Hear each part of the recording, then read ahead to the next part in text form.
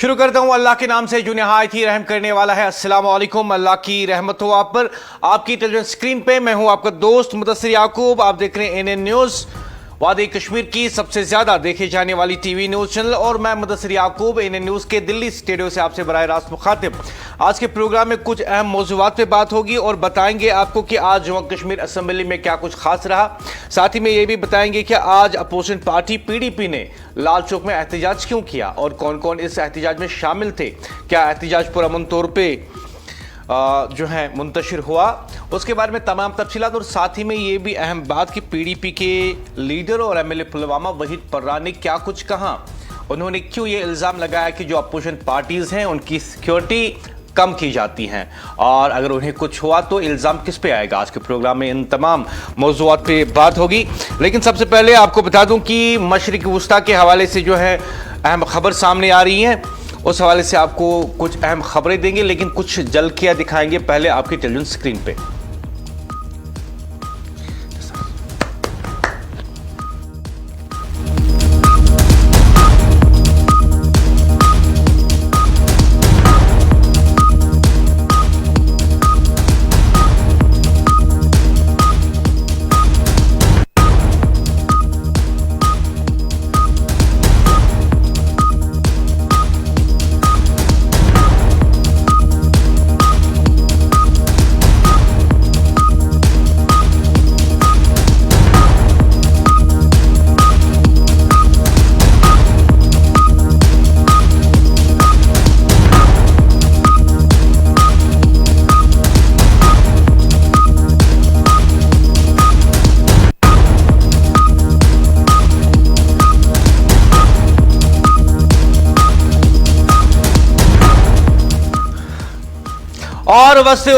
और वस्ती middle east के बारे में ये अहम खबर सामने आ रही है। ईरान, इसराइल और अमेरिका के दरमियान जारी जंग के दूसरे महीने में दाखिल होने के साथ ही इंटेलिजेंस जराये ने इंकिशाफ किया है कि ईरानी मिसाइलों का एक बड़ा हिस्सा तबाह या नाकार हो चुका है।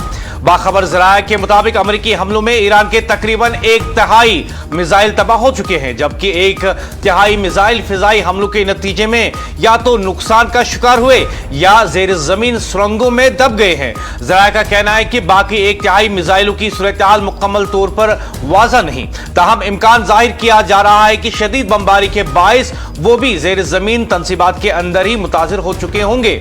इंटेलिजेंस जायजों के मुताबिक अगरचे बड़ी तादाद में मिसाइल नाकारा हो गए हैं, इसके बावजूद ईरान के पास अब भी जखायर मौजूद हैं और जंग के बाद वो मुतासरा या दफनशुदा मिसाइलों को दोबारा हासिल करने की सलाहियत भी रखता है। यह अंदाजे अमेरिकी सदर डोनाल्ड ट्रंप के इस दावे से मुख्तलिफ हैं, जिसमें इन्होंने कहा था कि ईरान के 99% मिसाइल तबाह कर दिए गए हैं और सिर्फ 1% बाकी रह गया है। दूसरी जानिब माहिरीन का कहना है कि ईरान की असल मिसाइल सलाहियत का दुरुस्त अंदाजा लगाना मुश्किल है, क्योंकि जंग से पहले ज़ेर ज़मीन तंसीबात में मौजूद मिसाइलों की तादाद वाज़ा नहीं थी। तजियाकारों के मुताबिक ईरान के पास अब भी तकरीबन 30% मिसाइल सलाहियत बाकी हो सकती हैं, जबकि मुल्क के पास मुतअद्दिद खुफिया जेर जमीन अड्डे मौजूद हैं जहां मिसाइल और लॉन्चर महफूज रखे जाते हैं। अमेरिकी हुक्काम ने भी इस बात का एतराफ किया है कि ईरान की वसी सुरंगी नेटवर्क की वजह से इसकी मुकम्मल मिसाइल सलाहियत का दुरुस्त अंदाजा लगाना एक बहुत बड़ा चैलेंज है। यानी एक तरफ जो है ईरान के दुश्मन ममालिक ये दावा कर रहे हैं कि ईरान का बड़े पैमाने पर मिसाइल ढांचा और उसके स्टॉक पाइल्स को हमने तबाह कर दिया, और दूसरी तरफ दुनिया कह रही है, अमेरिका और इसराइल खुद कह रहा है कि ईरान के पास कितने मिसाइल हैं हमें खुद भी उसके बारे में कुछ पता नहीं। जबकि हालिया दिनों हमने देखा कि जब सिजिल 1, सिजिल 2 और नसरुल्लाह का इस्तेमाल ईरान ने किया तो अमेरिका और इसराइल की आंखें खुली की खुली ही रह गई, क्योंकि उन्होंने कभी तस्वुर नहीं किया था कि ऐसे घातक हथियार जो है ईरान बना सकता है, वो भी कई सालों की पाबंदियों के बावजूद। लेकिन जिस तरीके से इस वक्त ईरान और अमेरिका आपस में लड़ रहे हैं, उससे यही नजर आता है कि अभी जो है ईरान का पल्ला बड़ा भारी नजर आ रहा है। इस सिलसिले में आपको यह खबर भी बता दें, अमेरिकी सदर डोनाल्ड ट्रंप के खुसूसी एलची सिटियो विटोक ने ईरान के साथ मुमकिन मुज़ाकरात के हवाले से अहम बयान देते हुए कहा कि अमेरिका को उम्मीद है कि आइंदा हफ्ते ईरान के साथ मुलाकातें होंगी। और वहीं पे मियामी फ्लोरिडा में एक तकरीब से खिताब करते हुए विक्टोव का कहना था कि अगरचे ईरान के बाज़ हल्के मुज़ाकरात की तरदीद कर रहे हैं, ताहम हकीकत यह है कि दोनों ममालिक के दरमियान बातचीत जारी है। उन्होंने आबनाए हरमुज से चंद बहरी जहाजों के गुजरने को मुस्बित पेशरफ्त करार देते हुए कहा कि यह एक अच्छी अलामत है और इससे जाहिर होता है कि हालात बेहतरी की जानिब जा सकते हैं। विक्टोव ने कहा है कि अमेरिका एक अमन माहदा चाहता है, लेकिन इसके साथ साथ ताकत के जरिए अमन के उसूल पर भी यकीन रखता है, क्योंकि दबाव के बगैर किसी फरीक को मुज़ाकरात की मेज पर लाना मुमकिन नहीं होता। उन्होंने ईरान के लिए चंद अहम शराइत का जिक्र भी किया, जिनमें यूरेनियम की अफजोदगी रोकना और गैर रियासती ग्रोह की हिमायत खत्म करना शामिल है। अमरीकी एलची के मुताबिक अमेरिका की जानिब से पेश किया गया 15 नुकाती मंसूबा पहले ही ईरान को दिया जा चुका है और अब वाशिंगटन को तेहरान के जवाब का इंतजार है। उन्होंने मजीद कहा कि अमेरिका को मुकम्मल उम्मीद है कि आइंदा दिनों में ये मुलाकातें मुमकिन होंगी जो खित्ते में जारी कशीदगी को कम करने में अहम किरदार अदा कर सकती हैं। और सबसे अहम बात यह होगी जैसा कि इसराइल और अमेरिका कहते हैं, खासकर अमेरिका इस वक्त कह रहा है कि मैं बातचीत करूंगा ईरान के साथ। हालांकि अमेरिका जो है काफी घबराया हुआ है जब से ईरान ने उसको घुटनों पे ला दिया और उसे उसकी औकात याद दिला दी। लेकिन सबसे अहम सवाल यह है, जैसे अमेरिका कहता है कि ईरान एटम बम नहीं रख सकता, लेकिन क्या अपनी शराइत में ईरान कहेगा कि इसराइल के पास जो गैर कानूनी एटम बम है, हथियार हैं, वो उन्हें पहले तबाह कर दे? अगर वो तबाह करने के लिए तैयार नहीं तो ऐसे ही अमेरिका और दूसरे ममालिक मिलकर इसराइल पे हमला कर दे तो वो बराबरी की बात होगी। क्योंकि आप ईरान को कहते हैं एटम बम मत रखो, आप ईरान को कहते हैं कि आप लॉन्ग रेंज मिसाइल मत बनाओ, लेकिन इसराइल से क्यों नहीं कहते? इसराइल जिसके बारे में बेशतर ममालिक ये कहते हैं कि वो दुनिया के आलमी अमन के लिए खतरा है, पहले उनसे कहो कि हम आपका इंस्पेक्शन करेंगे और अगर आपने गैर कानूनी तौर पर एटमी हथियार बनाए तो आपके खिलाफ सैंक्शंस लगेगी अगले 500 सालों के लिए। और साथ ही में यह भी कि जिन लोगों ने गैर कानूनी तौर पे वहां पे वो एटम बम, न्यूक्लियर बम बनाया है, उनको कानून के मुताबिक सजा मिलेगी। अमेरिकी सदर डोनाल्ड ट्रंप की इंतजामिया मशरिकी वुस्ता में जारी जंग के खात्मे के लिए पेश की गई 15 नुकाती अमन तजवीज पर ईरान के रद्द-ए-अमल की मुंतजिर है, जैसे मौजूदा कशीदगी में एक फैसला कुन पेशरफ्त करार दिया जा रहा है। अमेरिकी ज़राए के मुताबिक तवक्का की जा रही है कि ईरान का जवाब किसी भी वक्त मौसूल हो सकता है, जबकि व्हाइट हाउस के आला हुक्काम को सालसियों के जरिए इस पेशरफ्त से आगाह भी कर दिया गया है। ज़राए का कहना है कि ईरानी रद्द-ए-अमल खित्ते में कशीदगी के मुस्तकबिल का तयीन करने में अहम किरदार अदा करेगा। एक आला ईरानी अहदेदार के मुताबिक तेहरान ने इस तजवीज पर अपना जवाब पाकिस्तान के हवाले कर दिया है, जो इस वक्त अमेरिका और ईरान के दरमियान सालसी का किरदार अदा कर रहा है। ईरानी हुक्काम का कहना है कि अमेरिकी तजवीज एकतरफा और गैर मुनसिफाना है और यह ज्यादातर अमेरिका और इसराइल के मफादात को मद्देनजर रखकर तैयार की गई हैं। उनके मुताबिक इसमें कामयाब मुआहदे के लिए दरकार बुनियादी शराइत भी शामिल नहीं। दूसरी जानिब बाखबर ज़राया का कहना है कि ईरान ने बाज़ाब्ता तौर पर अपना जवाब सालसों के जरिए इरसाल कर दिया और अब वो दूसरे फरीक के रद्द-ए-अमल का इंतजार कर रहा है, जबकि बाज़ इत्तलात के मुताबिक अमेरिका इस अमल के दौरान मुमकिन फौजी तैयारियों के लिए वक्त हासिल करना चाहता है। ईरान ने अपने जवाब में चंद अहम मुतालबात भी पेश किए हैं, जिनमें अमेरिका और इसराइल कार्रवाइयों का मुकम्मल खात्मा, जंगी नुकसान का मुआवजा और आबनाए हरमुज पर ईरानी खुदमुख्तारी को तस्लीम करना शामिल है। इसके अलावा ईरान ने जंग के खात्मे के लिए 5 शराइत भी रखी हैं, जिनमें मुस्तकबिल में जंग न होने की जमानत, तमाम महाजों पर मुकम्मल जंगबंदी और तनाज़ा में शामिल तमाम फ़िरकीन को शमूलियत शामिल है। उधर ईरानी वजीर खारजा अब्बास अरागची ने कहा है कि तेहरान अब भी अमरीकी तजवीज़ का जायजा ले रहा है, जबकि अमरीकी मंसूबे में ईरान के जौहरी प्रोग्राम, यूरेनियम के ज़खायर, बैलिस्टिक मिसाइल प्रोग्राम और खित्ते में इसकी सरगर्मियों से मुतल्लिक सख्त शराइत शामिल किए जाते हैं। ख़वातीन और हज़रात, सबसे अहम सवाल यह है, जिन ममालिक के पास आज की तारीख में एटम बम हैं, जिनके पास न्यूक्लियर वेपन्स हैं, जिनके पास लॉन्ग रेंज मिसाइल हैं, क्या दुनिया उनसे कहेगी कि वो उन हथियारों को तबाह कर दें, क्योंकि वो हथियार आलमी अमन के लिए खतरा है? और दूसरी बात, जो अमेरिका इस वक्त ईरान से कह रहा है कि आप एटम बम नहीं बना सकते, आप लॉन्ग रेंज मिसाइल नहीं बना सकते, वो जरा देखिए यूरोप में कौन से ममालिक के पास ऐसे हथियार हैं जो ईरान तक पहुंच सकते हैं। वो जरा देखें कि इसराइल के पास कौन से हथियार हैं जो न सिर्फ ईरान बल्कि सऊदी अरब और साउथ एशिया तक भी पहुंच सकते हैं। उसके बारे में बात क्यों नहीं होती?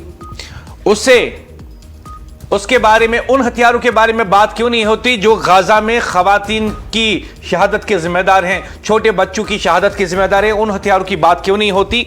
उस जेनोसाइड की बात क्यों नहीं होती? और इस्राइल को यह क्यों नहीं कहा जाता कि आप ये हथियार नहीं रख सकते? और वो इस्राइल जो अरब ममालिक के लिए, ईरान के लिए खतरा है, आलमी अमन के लिए खतरा है, वो कहता है कि मेरा पड़ोसी मुल्क जो है वो एटम बम नहीं रख सकता, और खुद उसके पास कितने हैं?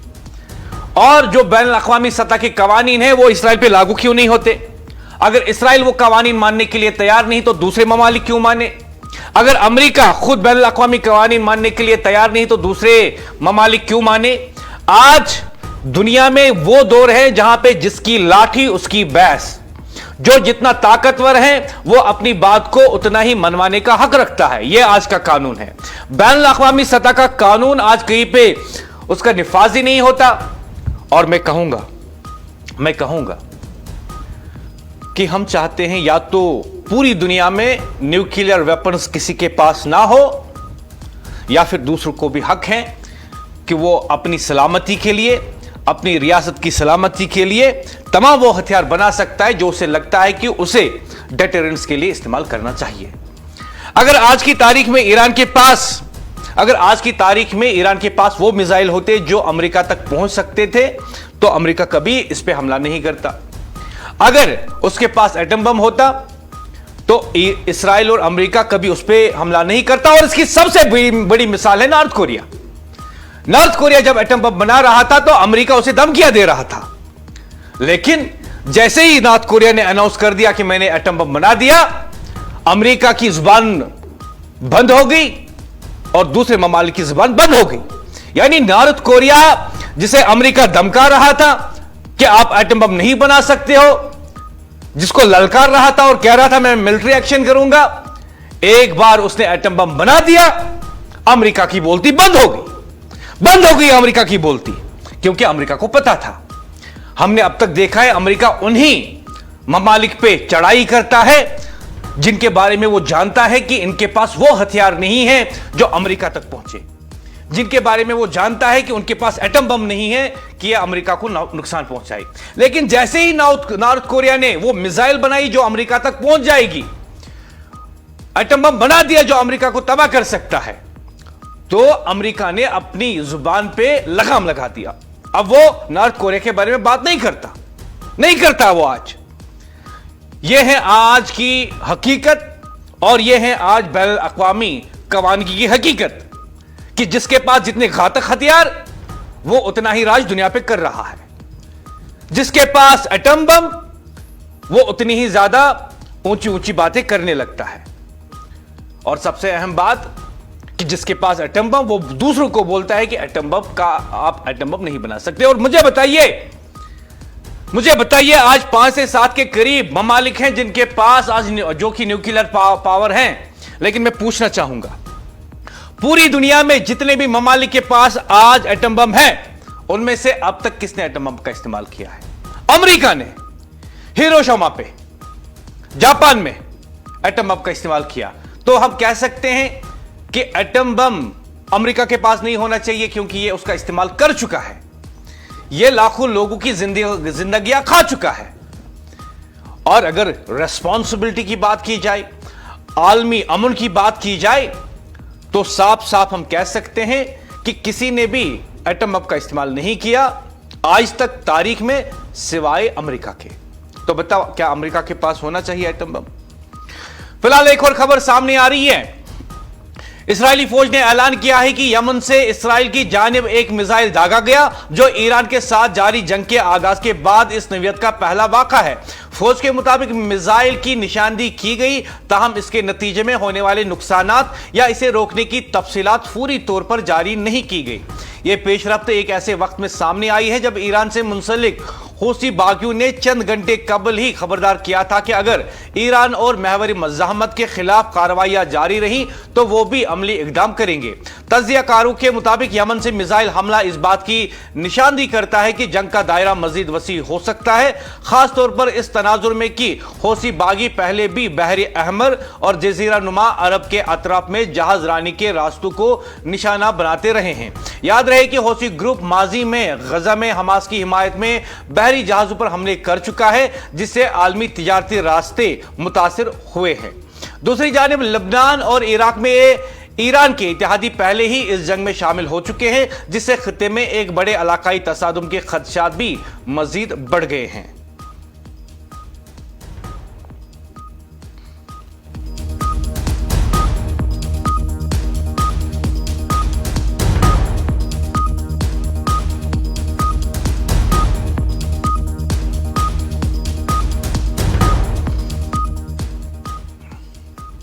ईरान ने आबनाए हरमुज की बंदिश को अपना कानूनी हक करार देते हुए इस मामले पर सख्त मौक़िफ़ इख्तियार कर लिया है, जबकि पासदाराने इनकलाब ने खबरदार किया है कि इस गुजरगाह से गुजरने की किसी भी कोशिश का सख्त जवाब दिया जाएगा। ईरानी वजीर खारजा अब्बास अरागची ने अपने रूसी हममनसब सरगी लारूफ से टेलीफोनिक गुफ्तगू के दौरान वाज़ा किया कि आबनाई हरमुज की बंदिश एक कानूनी इक़दाम है और यह फैसला खास तौर पर अमेरिका और इसके इत्तेहादियों के बहरी जहाज़ों के लिए किया गया।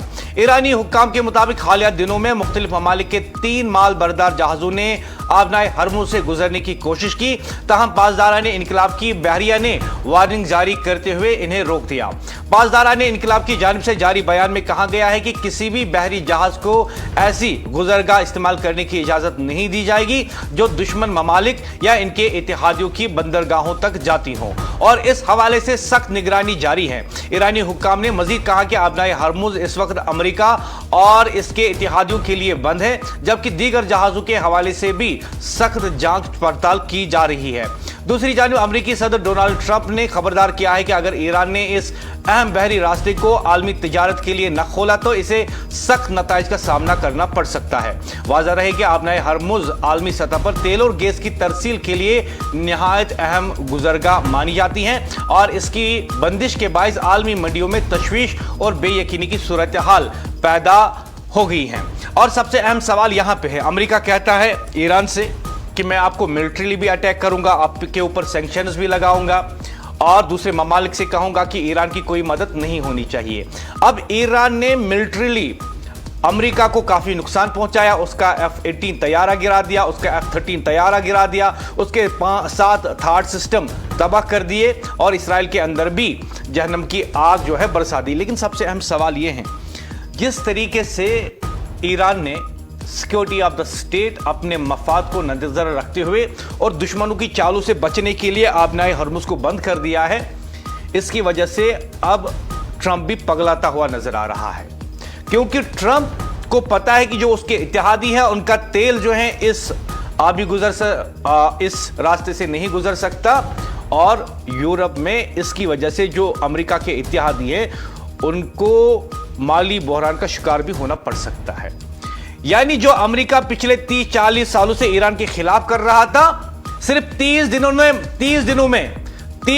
में ईरान ने वो अमेरिका और इसके इत्तेहादियों के खिलाफ करके दिखाया।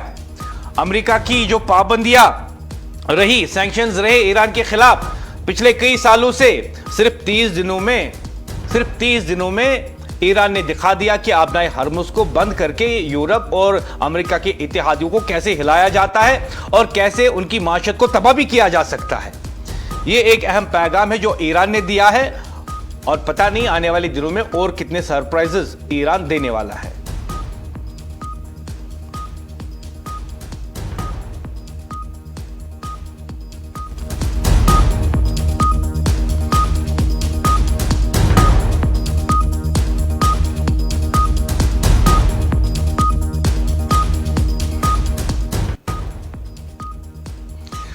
खातिन हजरत, पिछले दिनों से आप सुन रहे हैं कि मुज़ाकरात होने वाले हैं। साथ ही में ये खबरें सामने आ रही हैं कि जो 5 नुकाती तजावीज़ हैं या जो मेमोरेंडम बना है या जो मांगे हैं अमेरिका की, उन्हें जो है पाकिस्तान के ज़रिए ईरान तक पहुंचा दिया गया और ये भी खबरें आ रही है कि ईरान ने उसका जवाब दे दिया है और अपनी शराइत रख दी हैं। लेकिन असल में अभी क्या सूरत हाल हैं, जो बैनुल अक़वामी सतह पर मीडिया रिपोर्ट्स हैं उनका तजिया किया जाता है। मेरी मॉनिटरिंग डेस्क जो है मुसलसल इस पर नज़र रखी हुई है, लेकिन अभी तक अगर साफ साफ देखा जाए तो ये बात साफ नहीं है कि कहां पे क्या कुछ हो रहा है। लेकिन एक बात साफ है, एक बात साफ है जिसे पूरी दुनिया मान रही है, वो ये कि इस वक्त डोनाल्ड ट्रंप अमेरिका बौखलाहट का शिकार है और वो चाहता है कि किसी तरीके से जंगबंदी होनी चाहिए। और अब ये काम अमेरिका के नायब सदर जेडी वैंस को दिया गया है और जेडी वैंस को दो अहम काम करने हैं। एक ये कि जंगबंदी भी करनी है, दूसरा ये कि उन्हें मुज़ाकरात को कामयाबी बनाना है ईरान के साथ, और ईरान मुज़ाकरात करने के लिए तैयार नहीं। इस सिलसिले में जेडी वैंस की कैरियर की अहम तरीन जो असाइनमेंट है वो उन्हें दिया गया है। अमेरिकी नायब सदर जेडी वैंस ईरान के साथ मुमकिन मुज़ाकरात और जारी जंग के खात्मे के हवाले से अपनी सियासी कैरियर के सबसे अहम और मुश्किल मिशन के लिए तैयार हो रहे हैं। रिपोर्ट्स के मुताबिक जेडी वैंस, जो इब्तिदा से इस जंग में शमूलियत के हामी नहीं थे, अब ईरान के साथ मुमकिन बातचीत की क़यादत के लिए सामने आ रहे हैं और तवक्का है कि वो किसी भी मुमकिन मुज़ाकरात में अमेरिका के मरकजी किरदार के तौर पर शामिल हो सकते हैं। ज़राए के मुताबिक वो इस्राएली वज़ीर आज़म बेंजामिन नेतन्याहू से मुतअद्दिद बार राब्ता कर चुके हैं और ईरानी हुक्काम के साथ बिलवास्ता सफारती रवाबित में भी शरीक हो रहे हैं। इनके बारे में कहा जाता है कि वो आइंदा चंद हफ्तों में जारी रहने वाली कशीदगी के दौरान अहम मुज़ाकराती किरदार अदा करेंगे। अमरीकी हुक्काम का कहना है कि जेडी वैंस का तवील जंगों के खिलाफ मौक़िफ़ इन्हें ईरानी क़यादत के लिए निस्बतन काबिल कबूल बना सकता है और यही वजह है कि इन्हें मुमकिना महादे के लिए एक मौसर ऑप्शन समझा जा रहा है। एक आला अमरीकी ओहदेदार के मुताबिक अगर ईरान जेडी वैंस के साथ किसी मुआहदे तक नहीं पहुंचता तो फिर किसी और के साथ भी यह मुमकिन नहीं होगा, जिससे इनके किरदार की अहमियत मजीद वाज़ा होती है। तहाँ व्हाइट हाउस के मुताबिक दीगर सफारती शख्सियात भी पस पर्दा अपना किरदार अदा कर रही हैं, जबकि जेडी वैंस इस मरहले पर मुतहरिक होंगे जब मुज़ाकरात किसी हतमी नतीजे के करीब पहुंचेंगे। दूसरी जानब अमेरिकी सदर डोनाल्ड ट्रंप ने हालिया काबीना इजलास के दौरान जेडी वैंस से ईरान की सूरत हाल पर ब्रीफिंग लेने को कहा, जिसे इस बात का इशारा समझा जा रहा है कि वो इस हसास मामले पर बराह रास्त शामिल हो चुके हैं। उधर पाकिस्तान, मिस्र और तुर्किया सालसी के जरिए अमेरिका और ईरान के दरमियान बराह रास्त मुज़ाकरात की राह हमवार करने की कोशिशें जारी रखे हुए हैं, जबकि ईरानी क़यादत अब भी हतमी फैसले की मुंतज़िर है।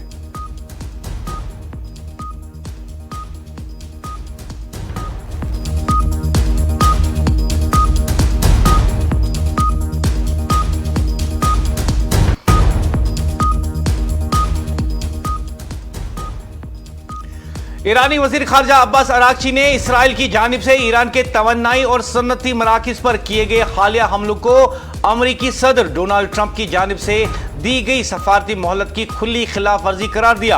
अब्बास अरागची ने अपने बयान में कहा कि स्टील और तवन्नाई के शोबों को निशाना बनाना सफारतकारी के जारी अमल को सबोतवस करने के मुतरादिफ हैं और खबरदार किया कि इसराइल को इन इकदाम की भारी कीमत चुकानी पड़ेगी। उन्होंने दावा किया कि इसराइल ने ईरान के 2 बड़े स्टील प्लांट्स, एक बिजली घर और दीगर अहम इंफ्रास्ट्रक्चर को निशाना बनाया और ये कार्रवाइयां अमेरिका के साथ हम आहंगी में की गई। इसराइली फौज के मुताबिक वस्ती ईरान में इराक के करीब ह्यूरी वाटर प्लांट और सोबा यजद में यूरेनियम प्लांट को भी निशाना बनाया गया। तहम आलमी एटमी तवानाई एजेंसी के मुताबिक इन हमलों के बाद ताबकारी की सतह में कोई इजाफा रिकॉर्ड नहीं किया गया। ईरानी मीडिया के मुताबिक इन हमलों में सन्नती तंसीबात को नुकसान पहुंचा, जबकि इसराइली ज़राए का कहना है कि ये कार्रवाइयां वज़ीर आज़म बेंजामिन नेतन्याहू और वज़ीर दिफा के अहकाम पर की गई। दूसरी जानिब पासदारान इनकलाब ने खत्ते में अमेरिका और इसराइल से वाबस्ता सन्नती इदारों को खबरदार किया है कि वह अपनी तंसीबात खाली कर दें। वाज़ह है कि अमेरिकी सदर डोनाल्ड ट्रंप ने ईरान को मुज़ाकरात का मौका देने के लिए तवन्नाई के मराकिज़ पर हमले आर्जी तौर पर रोकने की मोहलत 6 अप्रैल तक बढ़ा रखी है और ईरान पर जोर दिया है कि वो माहदे की जानिब पेशरफ्त करें, बसूरत दीगर मजीद कार्रवाइयों का सामना करना पड़ सकता है।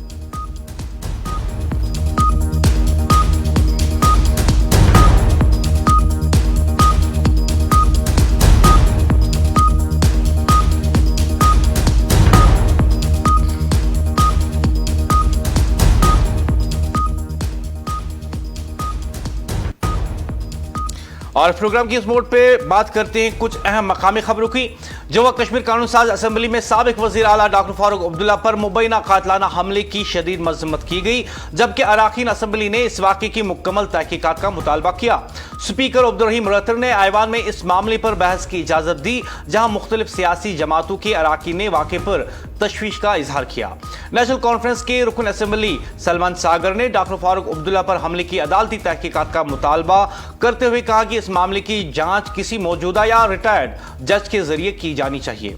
रुकन असेंबली मीर सैफुल्लाह ने इस वाक़े पर रद्दअमल देते हुए जम्मू कश्मीर पुलिस की खामोशी पर सवाल उठाया और कहा कि इस मामले पर ताहाल कोई वाज़ा बयान सामने नहीं आया, जिससे कई शकूक व शुबहात जन्म ले रहे हैं। दूसरी जानिब भारतीय जनता पार्टी के रहनुमा श्यामलाल शर्मा ने भी इस हमले की मजम्मत करते हुए कहा कि फारूक अब्दुल्ला एक कदावर कौमी रहनुमा है और इस वाक़े को मामूली नहीं समझा जा सकता, इसलिए शफाफ तहकीकात जरूरी है। पीपल्स डेमोक्रेटिक पार्टी के रुकन असेंबली वहीद पर्रा ने भी इस हमले की मजम्मत करते हुए कहा कि फारूक अब्दुल्ला रोल मॉडल शख्सियत हैं और इस वाक़े की गैर जानिबदाराना तहकीकात होनी चाहिए। ऐवान में इस वाक़े पर मजमूई तौर पर तशवीश का इजहार किया गया और मुतालबा किया गया कि जिम्मेदार अनासिर को जल्द अज जल्द कानून के कटघरे में लाया जाए।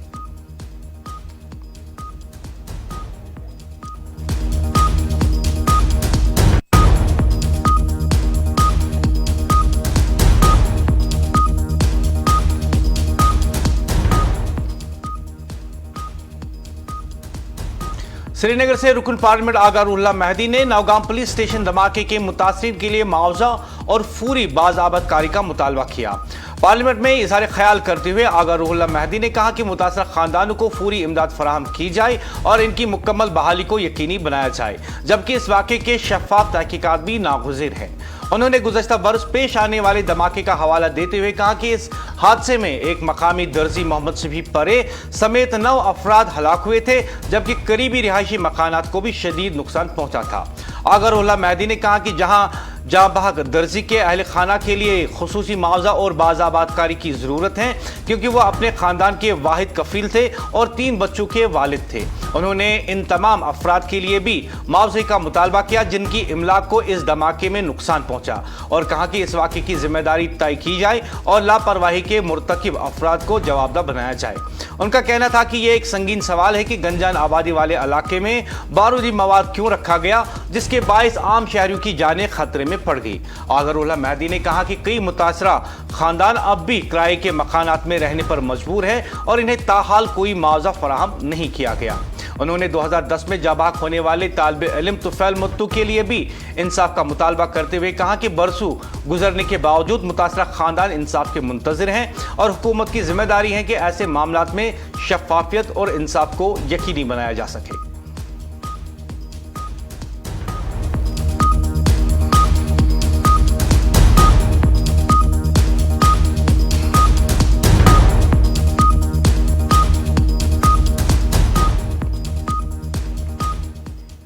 पीपल्स डेमोक्रेटिक पार्टी यानी पीडीपी ने आज श्रीनगर के प्रेस कॉलोनी में जबरदस्त एहतजाजी मुजाहरे करते हुए नेशनल कॉन्फ्रेंस हुकूमत को सख्त तनकीद का निशाना बनाया और आवाम से किए गए वादे पूरे न करने का इल्जाम आयद किया। एहतजाज में पार्टी के सीनियर रहनुमाओं और कारकुनों की बड़ी तादाद ने शिरकत की, जहां मुजाहिरीन ने हुकूमत के खिलाफ नारेबाजी करते हुए दावा किया कि इंतजामिया ने अवामी फलाह व बहबूद से मुतल्लिक अहम वादों से पसपाई इख्तियार कर ली है।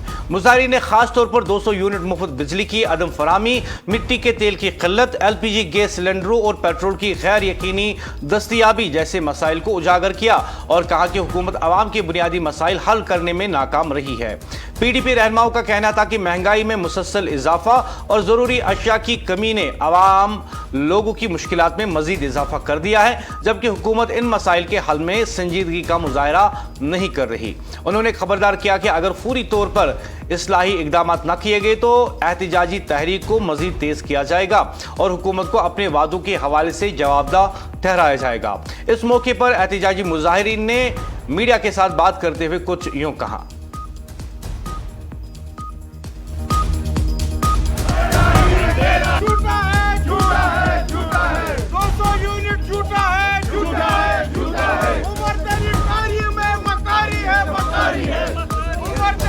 कॉर्पोरेशन हो, चाहे वो जल शक्ति डिपार्टमेंट हो, चाहे वो बिजली का महकमा हो, चाहे वो बैंक हो, चाहे वो टैक्स का महकमा हो, हर कोई चीज इस कश्मीरी के लिए 31 मार्च को योम सियाह मनाया गया है। ट्रेजरियों में सरकारी मुलाजिमी की तनख्वाह नहीं है।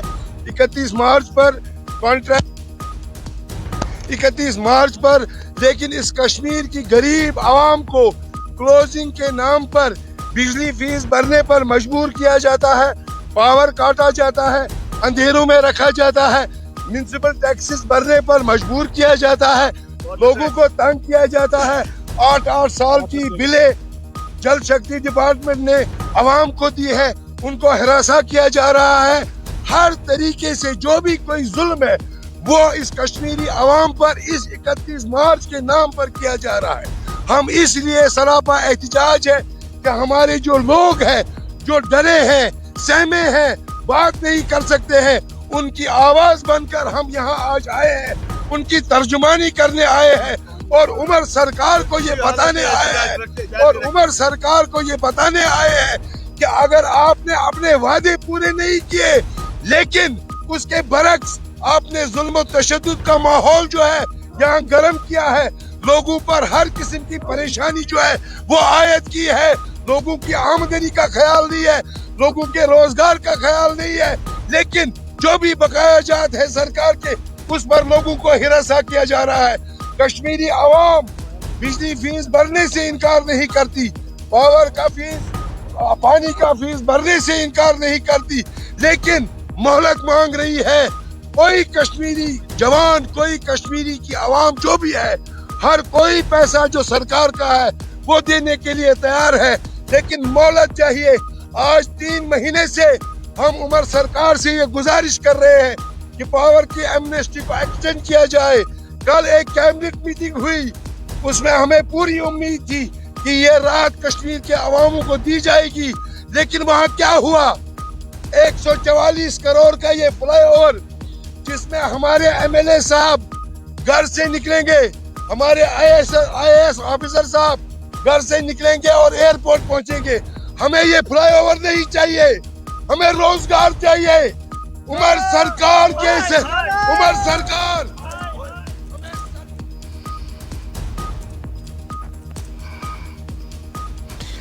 खातिन हजरात, हम बात करें कुछ मकामी खबरों की, और हम आपको दिखा रहे थे कि आज पीडीपी ने श्रीनगर की प्रेस कॉलोनी में एहतजाजी मुजाहरे किए। हम जानते हैं सियासत में हिज़्ब इख्तिलाफ पार्टी का ये काम होता है, जो है वो हुकूमत को जिम्मेदार भी बनाए।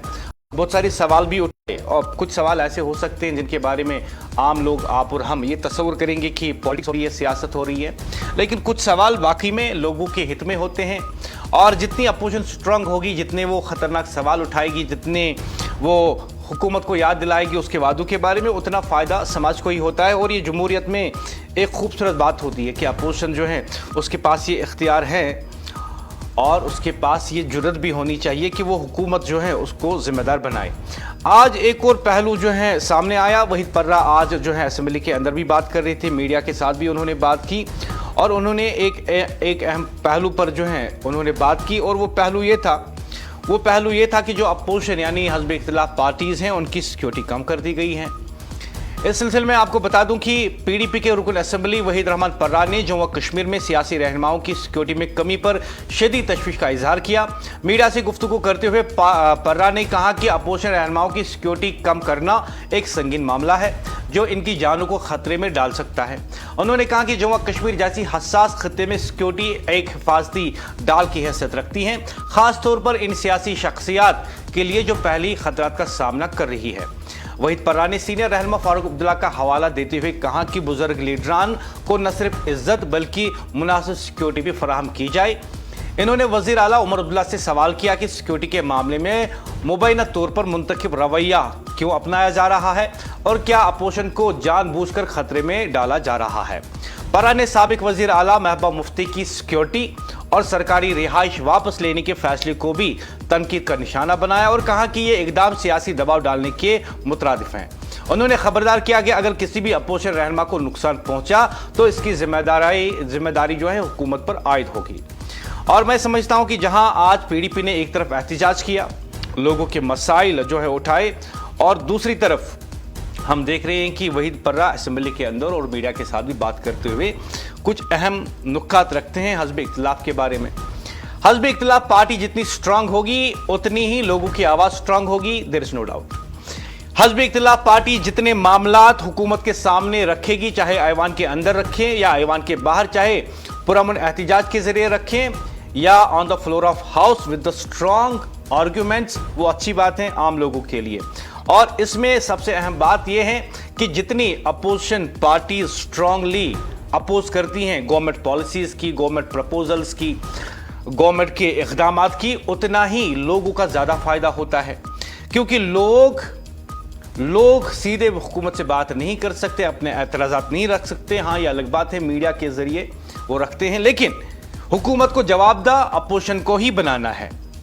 और आज सबसे बड़ा सवाल यही है, क्या जम्मू कश्मीर में अपोजिशन लीडरान को जानबूझकर गैर महफूज बनाया जा रहा है? पीडीपी के रुकन असेंबली वहीद रहमान पर्रा ने एक ऐसा सवाल उठाया जिसे नजरअंदाज किया जा सकता है या नहीं किया जा सकता, वो आपको फैसला करना है। पर्रा का साफ कहना है कि सियासी रहनुमाओं की सिक्योरिटी में कमी सिर्फ एक इंतजामी फैसला नहीं बल्कि एक संगीन खतरा है, ऐसा खतरा जो किसी की जान ले सकता है। और सवाल यह है किस बुनियाद पर यह सिक्योरिटी कम की जा रही है, कौन फैसला कर रहा है और कौन महफूज रहे और कौन नहीं। वहीद पर्रा ने बिल्कुल दुरुस्त नुक्ता उठाया, यह जम्मू कश्मीर है, कोई आम खित्ता नहीं। ऐसा जो है उन्होंने हवाला भी दिया, यहां सिक्योरिटी सिर्फ सहूलियत नहीं बल्कि जिंदगी और मौत के दरमियान फर्क है। उन्होंने सीनियर लीडर फारूक अब्दुल्ला का हवाला देते हुए कहा कि क्या हमारे बुजुर्ग रहनुमा इस काबिल भी नहीं कि इन्हें मुकम्मल सिक्योरिटी दी जाए। और फिर सीधा सवाल वजीर आला उमर अब्दुल्ला से वहीद पर्रा ने पूछा, क्या सिक्योरिटी के मामले में दोहरा मयार अपनाया जा रहा है? क्या अपोजिशन को निशाना बनाया जा रहा है? पर्रा ने साबिक वजीर आला महबूबा मुफ्ती की सिक्योरिटी और रिहाइश वापस लेने के फैसले को भी कड़ी तनकीद का निशाना बनाया और इसे साफ तौर पर सियासी दबाव करार दिया। यह सिर्फ एक बयान नहीं, यह एक वार्निंग भी हो सकती है। अगर किसी अपोजिशन लीडर को कुछ हुआ तो इसकी जिम्मेदारी किस पर होगी? आज सवाल सीधा है, सिक्योरिटी पॉलिसी है या एक सियासी हथियार? फैसला सियासतदान करेंगे, फैसला असेंबली करेंगी और फैसला जम्मू कश्मीर के आम लोग भी करेंगे।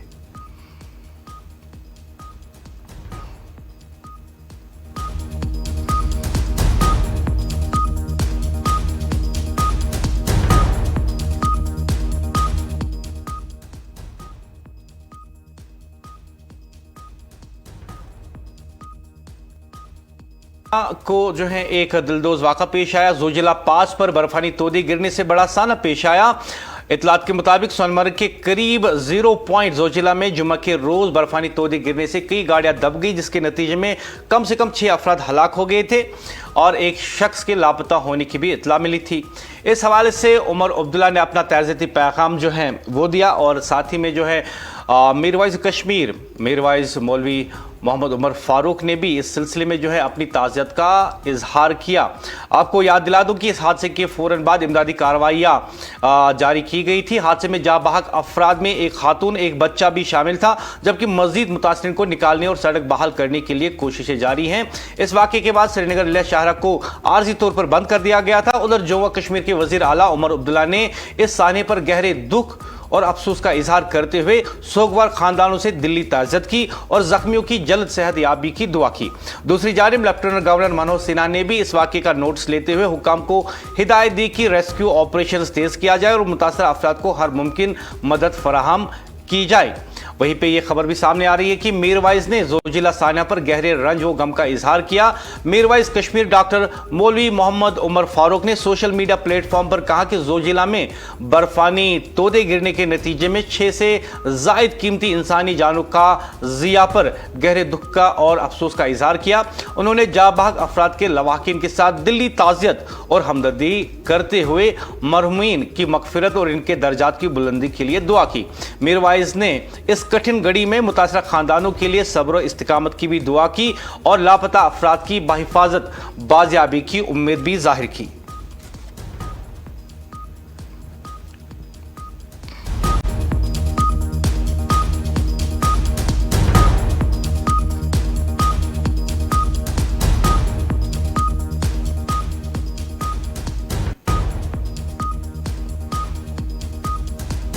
मैं मुदस्सिर याकूब चाहूंगा आपसे इजाजत। इन न्यूज पर खबरों का सिलसिला जारी रहेगा रात 7 बजे मुदस्सिर याकूब के साथ एक अहम बहस, कुछ अहम खबरें और एक अहम सवाल। देखना ना भूलिए, रात 7 बजे आपसे फिर मिलूंगा। मैं चाहूंगा इजाजत। इन न्यूज पर खबरों का सिलसिला जारी रहेगा। इन न्यूज वादी कश्मीर की सबसे ज्यादा देखी जाने वाली टीवी न्यूज चैनल, वादी कश्मीर की पहली और वाहिद अपनी टीवी न्यूज चैनल।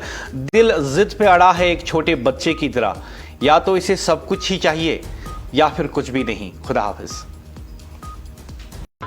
मुखलिसाना और ताजगी से भरपूर कंवल मसाले, वादी का दर्जे अव्वल और अपना ब्रांड। ये सिर्फ मसालों तक ही महदूद नहीं, बल्कि कंवल आप तक जायकेदार अचार और शाही कहवा भी पहुंचाता है। ग़िज़ाइयत और लताफत से भरपूर कंवल मसाले रखते हैं आपकी सेहत का ख्याल। हम हैं कंवल मसाले।